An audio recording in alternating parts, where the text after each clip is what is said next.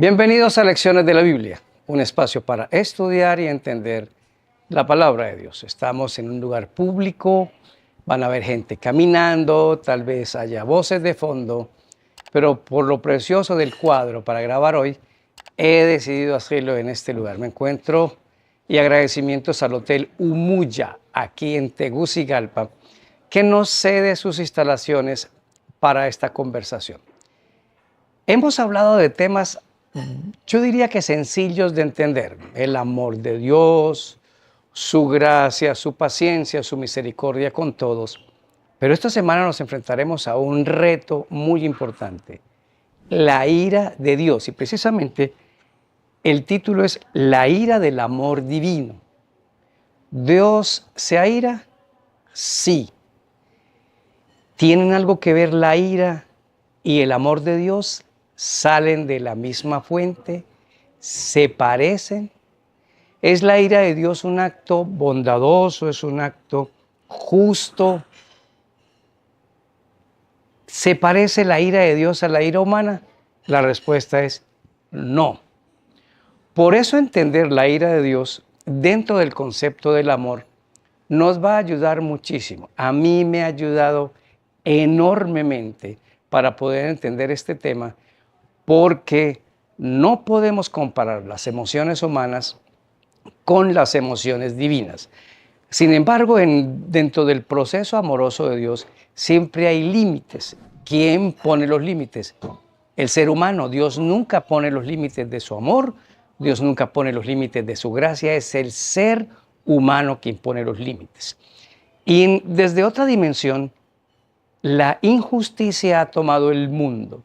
El diablo ha hecho que los mismos seres humanos dañemos a otros seres humanos, inocentes, hijos de Dios, y Dios no se va a quedar quieto ni callado. Entonces, juzgamos a Dios a priori y el pobre Dios tiene la culpa. ¿Por qué Dios permite aquello? ¿Por qué Dios permite esto? Y cuando Dios actúa, entonces Dios se vuelve un Dios sanguinario y opresivo contra el ser humano. Bueno, disfrutemos este tema porque no lo vamos a evacuar todo hoy. Cuando estemos en la patria celestial, seguiremos entendiendo del amor de Dios y de lo que la Biblia llama la ira de Dios. Por eso, sigamos investigando, porque Dios nos ha dejado luz en su santa palabra. Lecciones de la Biblia. A continuación. Nuestro texto de memoria está en Salmos 78, 38. Pero Él, misericordioso, perdona la maldad y no os destruía. Apartó muchas veces su ira y no despertó su enojo. Vamos a orar. Señor, te queremos invitar para que en este tema tú nos ayudes a encontrar caminos para entender tus emociones y el amor que nos tienes. En el nombre de Jesús, amén. Bueno, yo voy a tratar con ustedes hoy 3 temas. Número 1, Dios es el mismo en el Antiguo y en el Nuevo Testamento. Número 2, Dios siempre se levanta para defender a sus hijos. Y número 3, su expresión de ira es contra el mal. Nos va a ayudar muchísimo textos del Antiguo y del Nuevo Testamento, pero voy a ser muy repetitivo en textos del Antiguo Testamento por la siguiente razón. Es fácil comprender el amor de Dios cuando vino Cristo a la tierra en lo que en la parte bíblica conocemos como el Nuevo Testamento. Pero nos ha dado líos o desafíos entender esos comportamientos que están en lo que llamamos el Antiguo Testamento. La Biblia es una sola. Lo que pasa es que se dividió así para hacernos entender de manera fácil dónde ubicar textos, versículos y libros, pero es una sola. Así que será básico el Salmo 78. Vamos a comenzar con el tema número 1. Dios es el mismo todo el tiempo. Miren, 1 Juan capítulo 4, versículo 8. El que no ama no ha conocido a Dios, porque Dios es amor. Su esencia todo el tiempo es el amor. Eso es Él, de eso está hecho, de eso está lleno. Todas sus actuaciones están basadas y generadas en el amor. Eso es básico. básico. Es como cuando un padre disciplina a su hijo, lo hace por amor. Muchas veces los padres usamos la ira humana para hacerlo y ahí es donde comienza la confusión. Pero la base es Dios es amor. Veamos algunos textos. Salmos 78 del versículo 12 al 16. El Salmo 78 es toda la historia de Dios con Israel, cómo lo cuidó y cómo lo ayudó. Voy a leer del 12 al 16. Delante de sus padres hizo maravillas. En la tierra de Egipto, en el campo de Zoán, dividió el mar y los hizo pasar. Detuvo las aguas en un montón. Les guió de día con nube y toda la noche con resplandor de fuego. Rompió las peñas en el desierto y les dio a beber como de grandes abismos. Pues sacó de la peña corrientes e hizo descender aguas como ríos. Comportamiento amoroso. En el mismo capítulo, ahora en la segunda parte, vamos a ver que siempre la respuesta de Israel ante todos estos actos de amor era un grosero rechazo de Dios. ¿Qué seguía haciendo él? Los seguía amando. Salmo 78 del 23 al 27. Sin embargo, mandó a las nubes de arriba y abrió las puertas de los cielos. Hizo llover sobre ellos maná para que comiesen y les dio trigo de los cielos. Pan de nobles comió el hombre. Les envió comida hasta saciarles. Movió el solano en el cielo y trajo con su poder el viento del sur. Hizo llover sobre ellos carne como polvo, como arena del mar, aves que vuelan. Una vez más, mostrando su amor. Ahora quiero que vayamos al Salmo 121 para que ustedes vean el cuidado de Dios siempre con nosotros. Necesitamos mostrar esta fase para que todos entendamos que Dios es amor. Salmo 121, 1. Alzaré mis ojos a los montes. ¿De dónde vendrá mi socorro? Mi socorro viene de Jehová que hizo los cielos y la tierra. Voy a saltar al versículo número 6. El sol no te fatigará de día, ni la luna de noche. Jehová te guardará de todo mal. Él guardará tu alma. Jehová guardará tu salida y tu entrada desde ahora y para siempre. Este Salmo 121 vuelve y testifica el carácter amoroso de Dios. Vayamos ahora al libro de Isaías, capítulo 33, versículo número 22. Porque Jehová es nuestro juez, Jehová es nuestro legislador, Jehová es nuestro rey, él mismo nos salvará.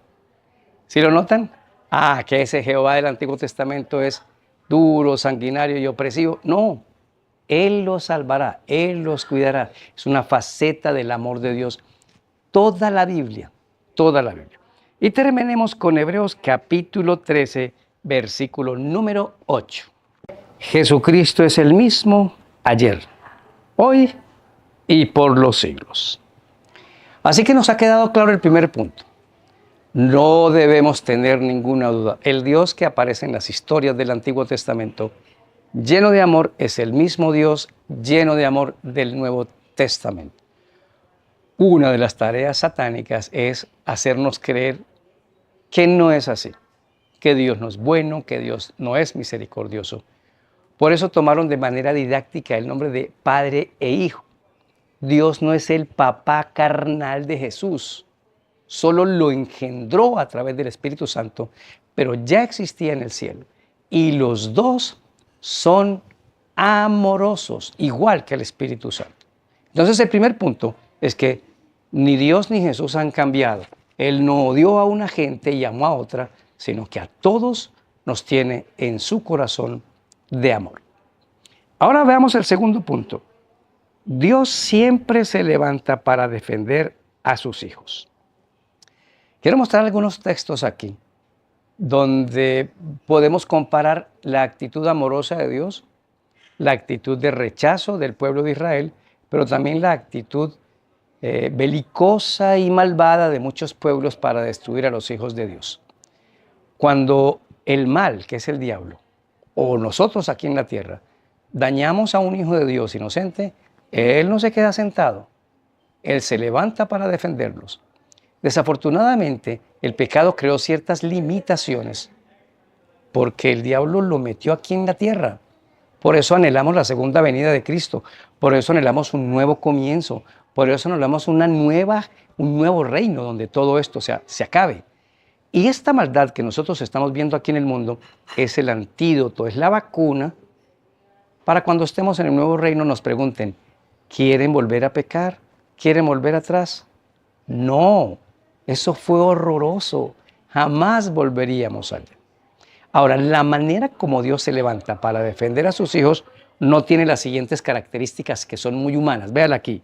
Dios no es caprichoso, no es impulsivo, no es arbitrario. Su manera para levantarse a defenderlos no es incontrolable y no es vengativa. No, es un asunto amoroso, es un asunto firme. En otras palabras, cada acto que se conozca como la ira de Dios en donde exista una destrucción debe ser entendida dentro de su contexto. ¿Por qué? Porque toda causa tiene una consecuencia.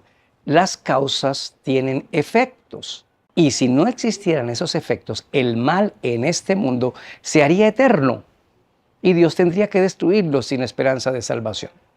Por eso el primer acto de amor es enviar a Cristo, prepararlo para venir, morir, ayudarnos a ser salvos y que nosotros amemos a otras personas. Volvamos al Salmo 78 y vamos a leer del versículo 1 al 4 la respuesta de Israel ante el amor de Dios. Escucha, pueblo mío, mi ley. Inclinen vuestro oído a las palabras de mi boca. Abriré mi boca en proverbios. Hablaré cosas escondidas desde los tiempos antiguos, las cuales hemos oído y entendido que nuestros padres nos las contaron. No las encubriremos a sus hijos, contando a la generación venidera las alabanzas de Jehová y su potencia y las maravillas que hizo. Entonces el Salmo comienza diciéndoles, vamos a contar todas las maravillas que leímos ahorita en el punto anterior. ¿Cuál fue la respuesta? Lean conmigo del 8 al 11. Que no sean como sus padres, generación contumaz y rebelde, generación que no dispuso su corazón, ni fue fiel con Dios, su espíritu. Los hijos de Efraín, arqueros armados, volvieron sus espaldas en el día de la batalla. Así que mientras Dios más los llenaba de amor, de milagros, de su potencia, ellos lo rechazaban. ¿Cuál era el objetivo? Miren el versículo número 7 del Salmo 78. A fin de que pongan en Dios su confianza y no se olviden de las obras de Dios y que guarden sus mandamientos. Todas las ocasiones en que Dios mostró su amor con Israel, en la mayoría de ellas hubo rechazo, mucho rechazo, rechazo a Dios, rechazo a Dios. Bueno, noten los siguientes ejemplos. Dios no se queda sentado cuando atacaron a su pueblo. Pensemos un momento en los 400 y más años de esclavitud en Egipto. Finalmente Dios se levantó a través de Moisés y con mano firme sacó al pueblo de Egipto. Las plagas, un tormento para los egipcios, tenía como objetivo que ellos vieran que había un Dios más poderoso que todos sus dioses en Egipto. Y finalmente los egipcios fueron destruidos. Pero esa destrucción no fue alevosa, no fue vengativa, es un resultado del desprecio de Dios. El mismo faraón dijo, ¿acaso yo conozco a Dios? ¿Quién es Dios? Sí lo conocía, a través de Moisés. Otro ejemplo, los 70 años de cautiverio en Babilonia. Están cautivos los hijos de Dios y Él se levanta a través de los medos y los persas para recuperar la libertad de su pueblo. Así que los medos y los persas destruyen a los babilonios y pueden salir. Y así sucesivamente eso es lo que el Señor hace. Esa reacción de Dios de defender a sus hijos, de cuidar de ellos y de poner un muro y un escudo y de destruir a los que quieran destruirlos, es lo que la Biblia llama la ira de Dios. ¿Lo notan? Defiende a su pueblo con un brazo poderoso. Dice, este es mi brazo, tómate de mi diestra, mi brazo poderoso te defenderá. Y esa defensa implica la destrucción de todos aquellos que le han hecho daño al pueblo de Dios y se quedaron en la impiedad. Bueno, mira, ahora, cuando Dios manda destruir a los cananeos, recién entran en la tierra prometida, ustedes se dan cuenta que hay una destrucción y dice, maten a todo el mundo, no dejen a nadie vivo. ¡Ah, qué Dios tan malo y perverso! Pero en la destrucción final, después del juicio, cuando terminen los 1000 años, va a venir un juicio final donde todos quedaremos claros de que el que se salvó justamente se salvó y el que se perdió justamente se perdió. Y cae fuego y azufre y destruye a los impíos.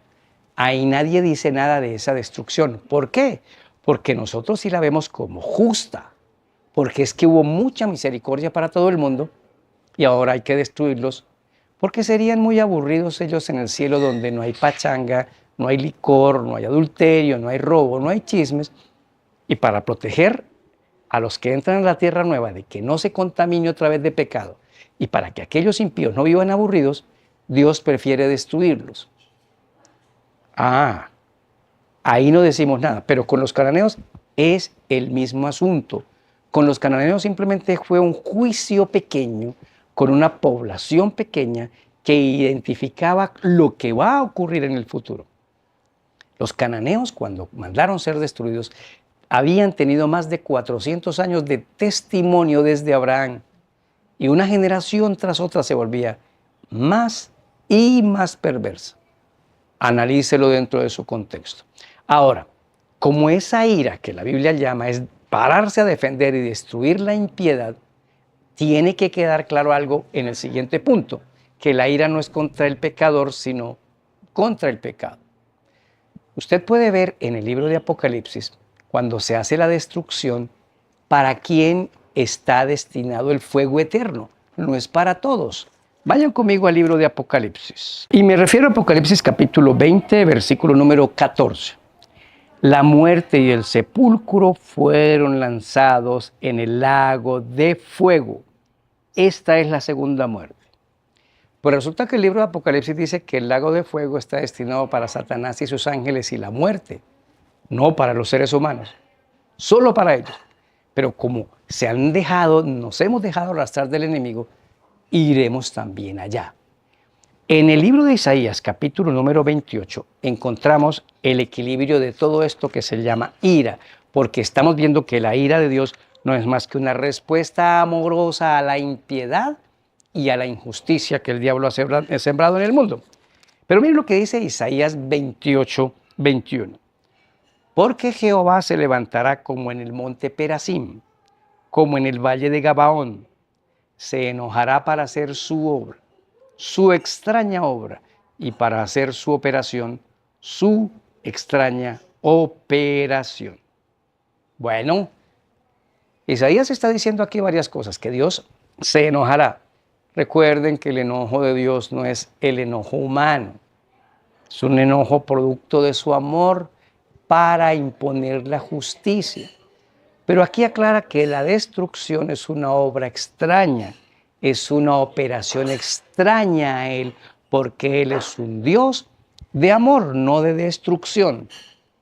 Pero lo toca hacerlo para arreglar este mundo y ponerlo completamente en orden. Entonces lo que llama la ira es Dios levantándose a defender a sus hijos para destruir al impío.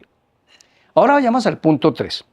El punto 3 es, su expresión de ira es contra el mal. Voy a leer Salmo 78, del 32 al 37. Con todo esto pecaron más y no dieron crédito a sus milagros.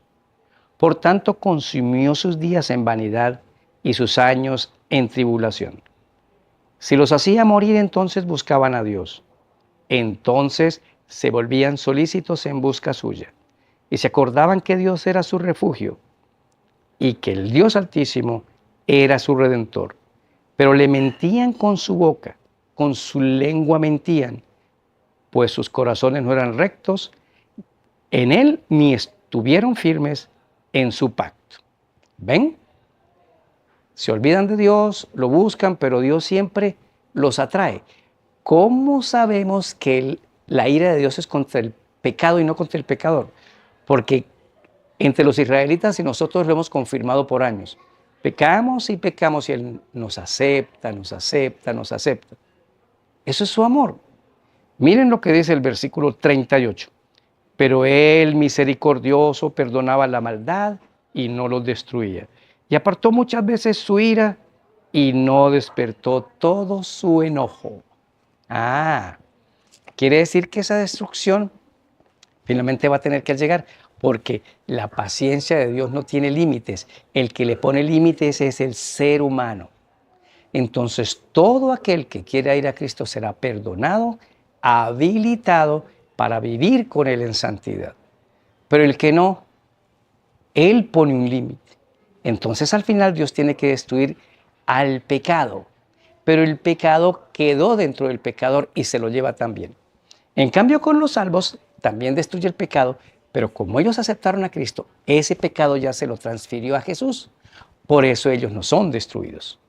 Dios solo destruye el pecado, pero se va a llevar esa destrucción al pecador si no aceptamos a Cristo y queremos vivir una vida en Él. Miren los resultados. Fueron destruidos los cananeos, los egipcios, los asirios, bueno, todos ellos. Israel cayó en el 722 y fue destruido, las 10 tribus del norte. Las 2 tribus del sur en el año 34, con el apedreamiento de Esteban. Cristo es crucificado en el 31, ahí debió haberse acabado el asunto. No, dio 3 años más en el cumplimiento de las 70 semanas. ¿Qué es la ira de Dios entonces? Hemos entendido hoy que la ira de Dios es otro de sus actos de amor, en donde se ve obligado a hacer destrucción de todo aquello que corrompa, de todo aquello que trae maldad. Dios va a destruir el pecado, y como está en Satanás y sus ángeles, la destrucción y el lago de fuego solo es para Él, no para nosotros. Pero si permitimos que el pecado quede en nosotros, también iremos a la destrucción. Sigamos entendiendo a un Dios bueno y amoroso. No lo juzgue, no tenemos derecho a juzgar a Dios. Hay que ver cada destrucción en la Biblia, de parte de Dios, algún ser humano, incluyendo el diluvio, dentro de su contexto, dentro de un acto de amor. Eso nos va a facilitar nuestro entendimiento de Dios.